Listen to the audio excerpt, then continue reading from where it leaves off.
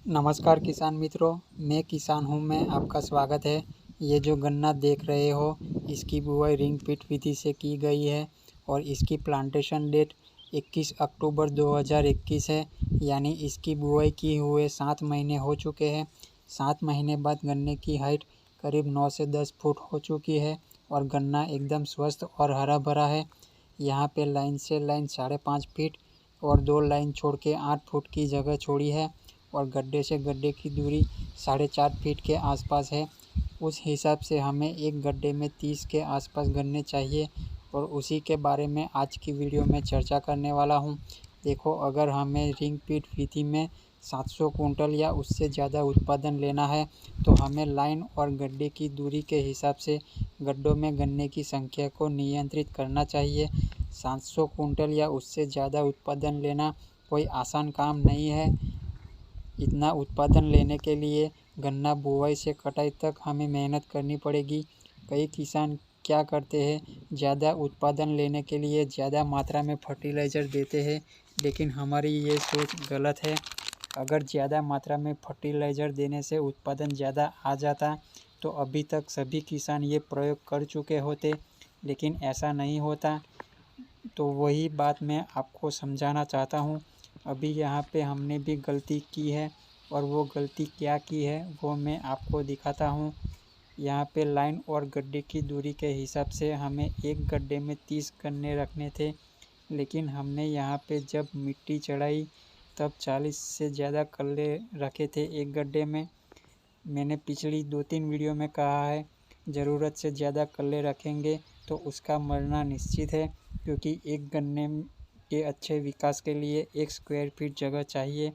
तो अभी आप यहाँ पे देख सकते हैं, कई सारे कल्ले मरने लगे हैं और कुछ तो पूरी तरह से सूख गए हैं। अभी यहाँ पे आप देख सकते हैं, ये जो गन्ना दिखता है उसका तना पूरी तरह से सूख गया है। पत्तियाँ हरी भरी दिखती है, लेकिन वो भी पूरी तरह सूख जाएगा। अभी आपको दूसरे गड्ढे में भी दिखाता हूँ। यहाँ पे देख सकते हैं, कई कल्ले हैं जो पूरी तरह से सूख गए हैं। ऐसा नहीं थोड़े गड्ढों में कल्ले सूखे हैं, सभी गड्ढों में ज़रूरत से ज़्यादा कल्ले मर चुके हैं। और यही नहीं, हमें एक गड्ढे में 30 गन्ने चाहिए थे, लेकिन वो भी यहाँ पे नहीं मिलने वाले। मैं आपको अभी बता देता हूँ, यहाँ पे एक गड्ढे में एवरेज 26-27 से ज़्यादा गन्ने नहीं बनने वाले। वो मैं आपको आगे दिखाता रहूँगा। यानी जितने गन्ने चाहिए उससे 3 से 4 गन्ने हमें कम मिलेंगे और ये हमारे लिए नुकसान वाली बात है। तो कहने का मतलब, ज़रूरत से ज़्यादा कल्ले रखेंगे तो सभी कल्लों के बीच प्रतिस्पर्धा होगी और जो गन्ना स्वस्थ है और जिन ज़मीन से ज़्यादा मात्रा में पोषक तत्व ग्रहण करता है वही जिंदा रहेंगे, बाकी सब धीरे धीरे मर जाएंगे। हमें 1 एकड़ में 40,000 गन्ने चाहिए। उसको हम कैसे मेंटेन करेंगे, उसके लिए मैं एक अलग से वीडियो बनाऊंगा।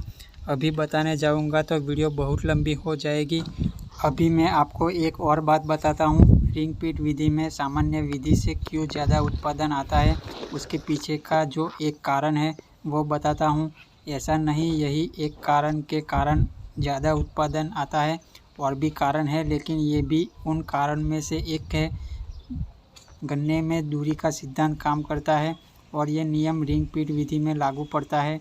जब हम उचित दूरी पे बुआई करते हैं तो आप यहाँ पे देख सकते हैं, गन्ने की जो नीचे की पत्ती है उसको भी सूर्य प्रकाश मिलता है और उसी कारण गन्ने की हर पत्ती में प्रकाश संश्लेषण की प्रक्रिया होती है, तो पौधा ज़्यादा मात्रा में भोजन बनाता है। अभी सुबह का समय है तो इस साइड नीचे तक सूर्य प्रकाश मिलता है, और दोपहर के बाद सामने की ओर नीचे तक सूर्य प्रकाश मिलेगा।